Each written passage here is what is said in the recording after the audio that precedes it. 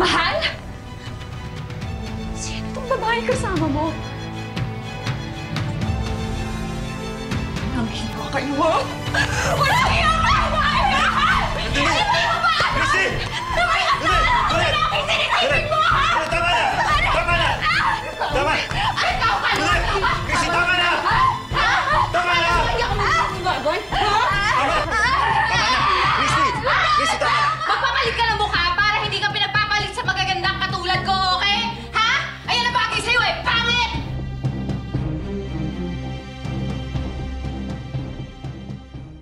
Swerte raw sa buhay ang mga taong ipinanganak na maganda. Pero paano naman ang mga salat sa panlabas na anyo? Ito ang kwento ni Tonette, isang babae na niloko ng isang lalaking gwapo. Pero makakabangon at babalikan ang manloloko niyang Prince Charming.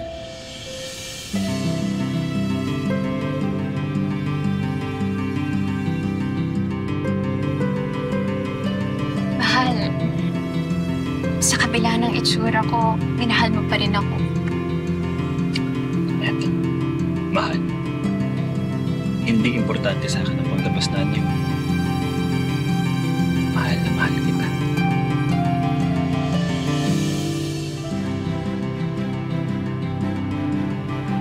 Dahil sa kanyang panlabas na anyo, hindi inasahan ni Tonette na magkakaroon siya ng isang tila literal na fairy tale na love story.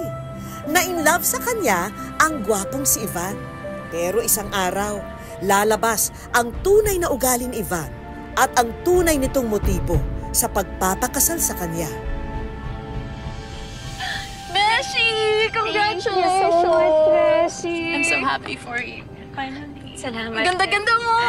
Sobrang swerte ko kay Ivan. Ay, delicious. Sige, iwan ko na kayo. Mahal. Nga pala si Nanay kasi pinalayas na dun sa nare-rentahan nila na bahay. Kainin mo yan. Eh, wala na silang tutuluyan. Since kasal na rin naman tayo, di ba yung bahay mo, sa atin na namang dalawa. Gusto ko sana sa atin na sila tumire. Okay lang ba yun?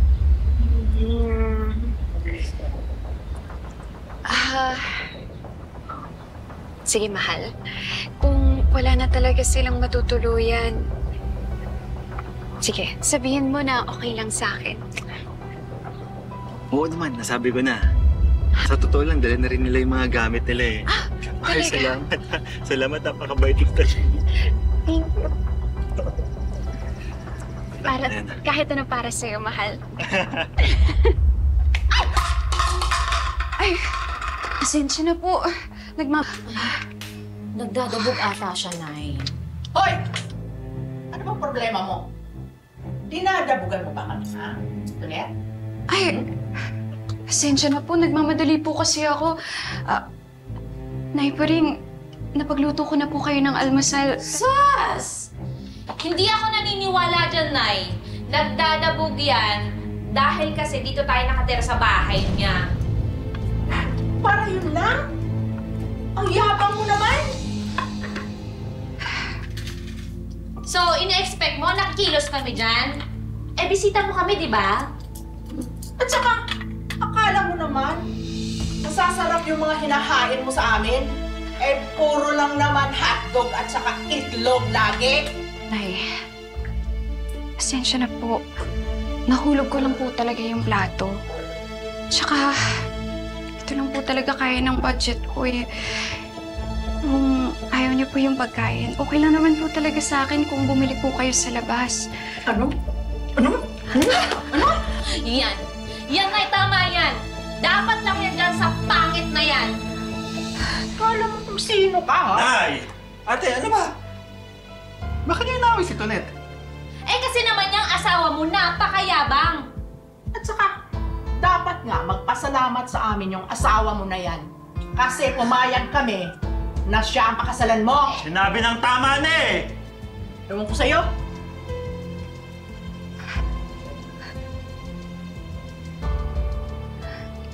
Okay ka lang ba? Baka malate ka pa sa trabaho mo. Ba? Mag-iingat ka. Sige, mauna na ako.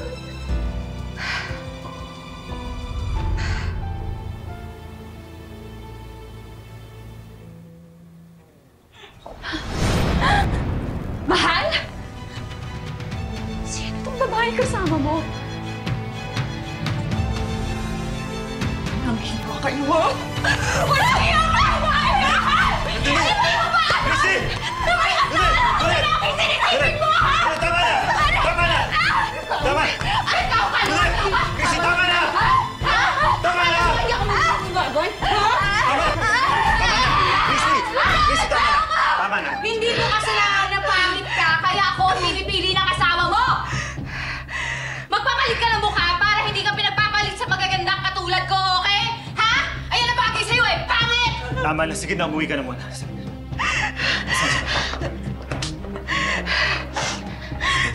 Okay lang. Ivan, malaya ka! Ano mo nagawa sa akin to? Ginagawa ko yung lahat para sa'yo! Nagsasakripisyo ko para sa'yo! Ginagawa ko para sa'yo! Paano mo ako gawa na ko, ha? Sorry, ito ko salamat. Hindi ko sinasadya. Dahil mapangit ako! Kaya naghanap ka ng iba! Ayun! Bakit? Bakit? Asawa mo ako! Paano mo ito ginawa sa akin? Ayun! Bakit? Dahil mapangit ako, ha? Bakit mo sandali! Nay, nakita ko si Ivan na may kasamang ibang babae dito sa bahay. Para yun lang! Wala kang karapatan na saktan ng anak ko! Ako po yung niloko. Bakit parang ako pa yung may kasalanan? Lagi kang wala dito sa bahay! Lagi kang busy sa pagtatrabaho! Eh natural, maghahanap ng iba ang anak ko! Lalaki yan eh! Sumusobra na po kayo sa akin, ha? Pinapadira ko kayo dito. Pinapakain. Ako po ang nagsasakripisyo para sa pamilya ninyo. Tapos, ganito ang balik niyo sa akin. Anong klaseng mga tao kayo? Sumbatera ka! Sumusobra ka na! Hayaan mo! Pag nakapagtrabaho si Ivan, papabayaran ko lahat ng mga pinakain mo sa amin! Para manahimik ka na! Day! Day! Sandali! Sandali! Ate! Halika dito! Halika dito! Ate! Sandali!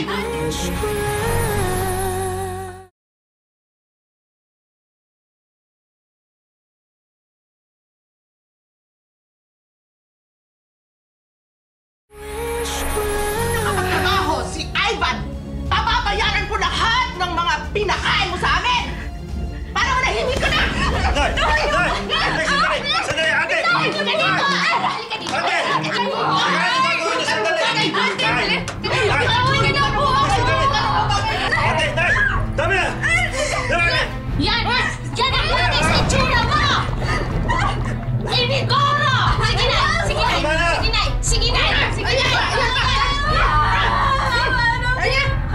Ayan! Bagay sa'yo yan! Bes, totoo naman yung lahat ng sinabi ko. Ayan! Ayan mo siya, oh! Hulihin niyo! Hulihin niyo yan siya! Teka lang. Ginagawa niyo dito, ha? Teka lang. Bakit yung kaibigan ko yung huhulihin niyo? Eh, yung malanding yan yung kabet. Yung kaibigan mo ang may atraso sa akin, no?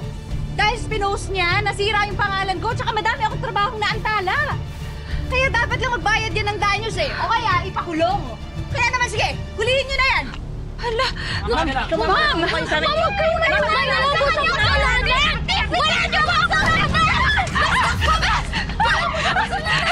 Wala siyang kasalanan! Si Tonet na nga ang niloko. Siya pa ang nademanda. Bagsak na bagsak tuloy si Tonet sa buhay. Hello, Bes! Bes! Bes! Oh, ano na, Tonet? Nahuli ka ba? Hindi naman siguro, Bes. Bes, hindi ko na alam kung nasaan ako. Kanina pa kasi ako tumatakbo, eh. Naku, kung ako sa'yo, maghanap ka muna ng matitirhan. balita ko yung biyanan mo nakikipagtulungan dun sa Christy na yun. Malakas pala sila kay Hepe. Ha? Naku, Bes, natatakot na ako. Sige, Bes, tawagan na lang kita ulit. O sige. Yung sapatos ko. Miss! Miss, sorry. Ay! Hindi ko sinasadya. Hindi, okay lang talaga. Pasensya na rin. Okay ka lang? Nahulog kasi yung sapatos ko eh. Ito ba? Ay. Sige, ako na. Ay. Salamat po.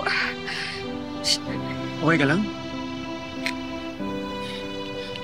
Gusto mo hatid na kita sa inyo? Wala na akong mauuwian eh. Tinira na ng asawa ko yung buhay ko.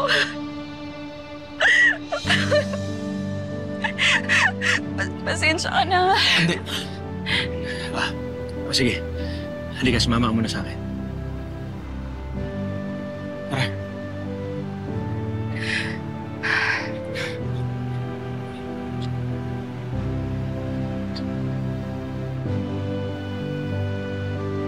Salamat.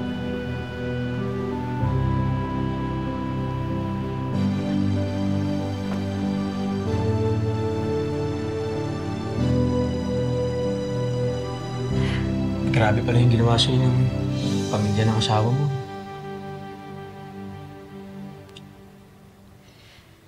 Pero kailangan ko talaga mabawi yung bahay. Pamana yun sa akin ng mga magulang ko.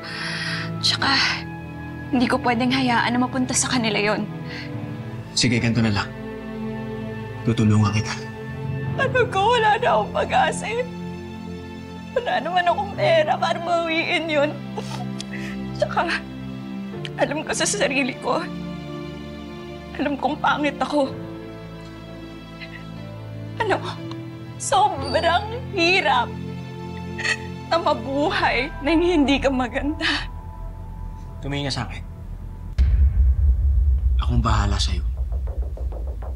Plastic surgeon ako. At kaya kong pagandahin yung mukha mo. Tutulungan kita.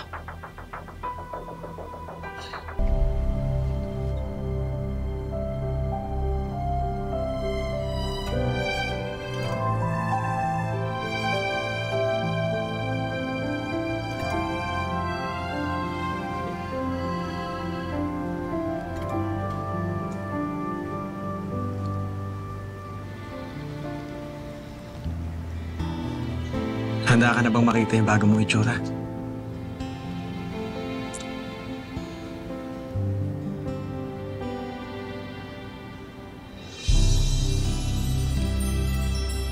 Worth it ang lahat.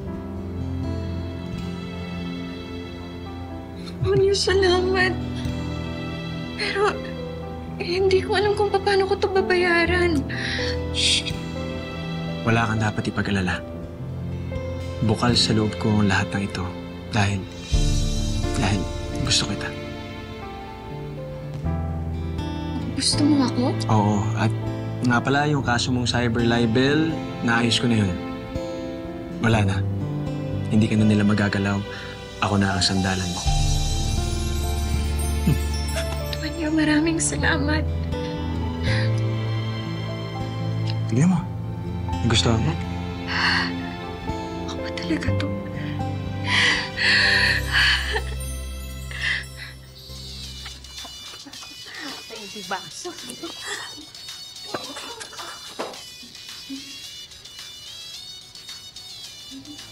Walang pagkain? Bakit? Nagbigay ba kayo ng pambili? Wow! Hoy! Sampid ka lang dito, kaya ikaw ang dapat nagbibigay ng pera para pambili ng pagkain! At bakit ko naman gagawin yun, ha? Wala ka talagang silbi. Mabuti pa si Tonet. Kahit na pangit yun, eh marunong magluto at palaging kumikilos dito sa loob ng bahay. Ikaw? Ay, nako na, tama kayo. Puro ganda. Wala namang ambag. Eh di hanapin niyo si Tonet kung gusto niyo siya. Bahala kayo dyan. Bastos ka, ha? Bastos ka! Ikaw, di ka ba bastos? Ha? Ha? Ang bastos ginagawa niyo, ha?